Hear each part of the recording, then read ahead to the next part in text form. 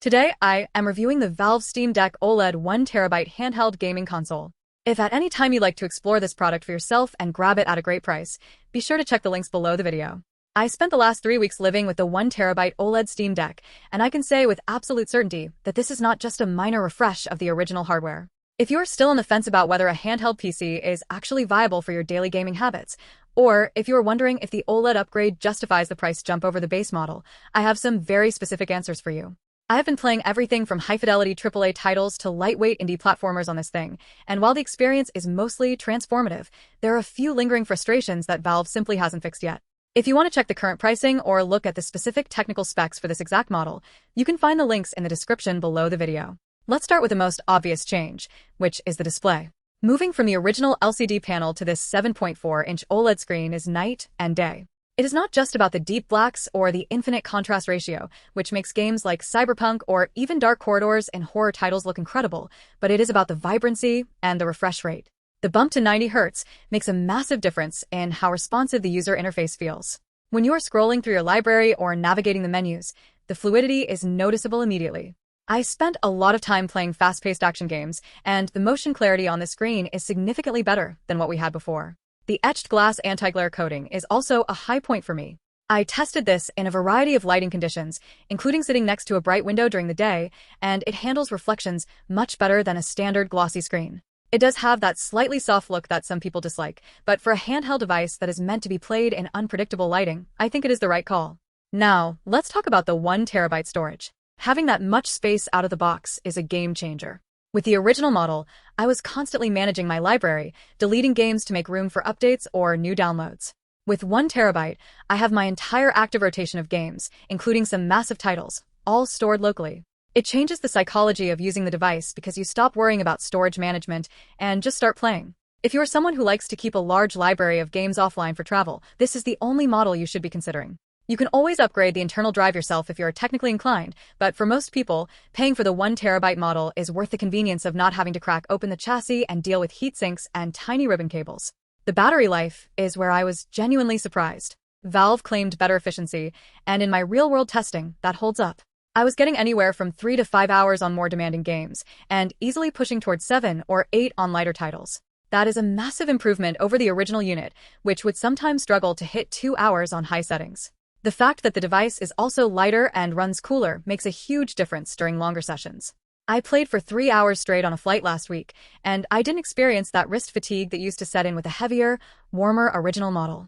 The fan noise is also much more tolerable. It is not silent, but it is less of a high-pitched whine and more of a soft hum that fades into the background once you have game audio playing. However, it is not all perfect. Even with the OLED model, you are still dealing with the fundamental limitations of the Steam Deck architecture. If you are expecting this device to run the latest, most unoptimized PC releases at high settings, you're going to be disappointed. The hardware is aging, and while the OLED panel makes everything look better, it does not give you more raw processing power. You're still going to be tweaking settings, lowering resolutions, and relying on FSR to get playable frame rates in modern titles. If you're the type of person who needs to play every single new release at ultra settings, this is not the device for you. This is a machine for playing backlogs, indie games, and optimized titles. It is a fantastic companion for a gaming PC, but it is not a replacement for a high-end desktop. Another thing that might frustrate some users is the software experience. SteamOS is great and it has come a long way, but it is still Linux under the hood. Most of the time, it is seamless. You click play, the game launches, and it works. But every once in a while, you run into a game that requires a bit of tinkering with Proton settings or desktop mode to get the controller layout correct. If you are a plug-and-play console gamer who has never touched a PC, there will be a learning curve. There are moments where you have to dive into the settings and mess around with power limits or frame rate caps to get a consistent experience. It is a hobbyist's dream, but it can be a casual user's headache. I also want to mention the build quality. The plastic feels premium, the buttons are clicky and tactile, and the trackpads are still the best input method on any handheld device ever made. Using those trackpads to play strategy games or mouse-heavy titles is a revelation. But the triggers and bumpers still feel a little bit hollow compared to a standard Xbox or PlayStation controller.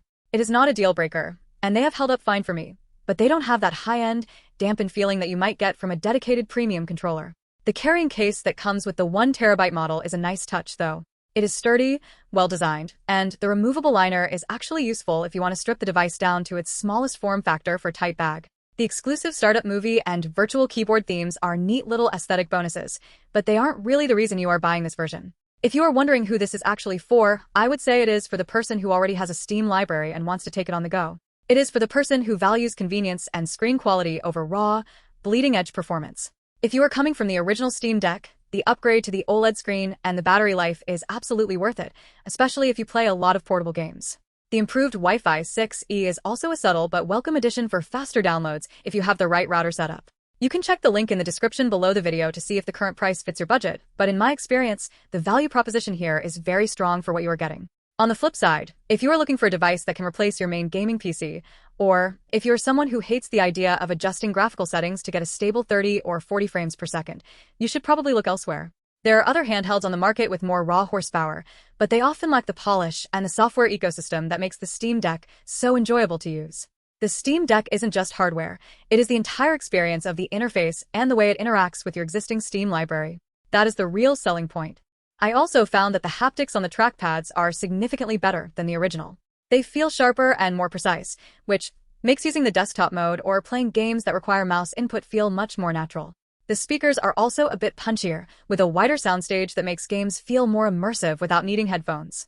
It is clear that Valve listened to the feedback from the first generation and refined almost every aspect of the physical hardware. One thing that might be a disappointment for some is the lack of a dedicated dock in the box. You have to buy that separately if you want to hook it up to a TV or a monitor. While it works with any USB-C hub, having a branded solution is nice, but it is an extra cost you need to account for. I have used it docked a few times, and while it works, the resolution scaling on a 4K TV can be a bit hit or miss depending on the game. It is definitely a handheld-first device. I also want to touch on the repairability. Valve has been very transparent about providing parts and guides, which is a huge plus in an era of disposable electronics. If you break a bumper or the battery starts to degrade in a few years, you are not out of luck. You can actually fix this thing yourself. That gives me a lot of peace of mind when making an investment like this. It is rare to see a company support their hardware this well after the initial launch. Ultimately, the 1TB OLED Steam Deck is a refinement of a winning formula. It doesn't try to reinvent the wheel, but it fixes the most common pain points of the original model.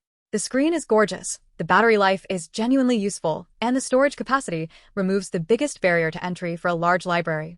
If you are on the fence, I would say go for it, provided you understand what this device is and what it isn't. It is a companion device, a portable library, and a hobbyist platform all rolled into one. It is not a laptop replacement, and it is not a 4K gaming powerhouse. It is exactly what it claims to be, and it does it better than any other handheld on the market right now. If you want to see how the software has evolved since launch, or check out some of the accessories that pair well with this, feel free to use the links below the video to explore further. I think for most people, this is going to be the definitive way to play PC games on the go for at least the next few years. It is a balanced, well-thought-out piece of tech that shows what happens when a company listens to their community and iterates on a product with actual care. It is not perfect, but it is easily the most enjoyable gaming purchase I have made in a long time. Just keep your expectations in check regarding modern AAA titles, and you will find that this device opens up a whole new way to enjoy your back catalog. The screen alone makes me want to replay games I have already beaten just to see how they look in that deep, vibrant OLED color. It really is that much of an improvement.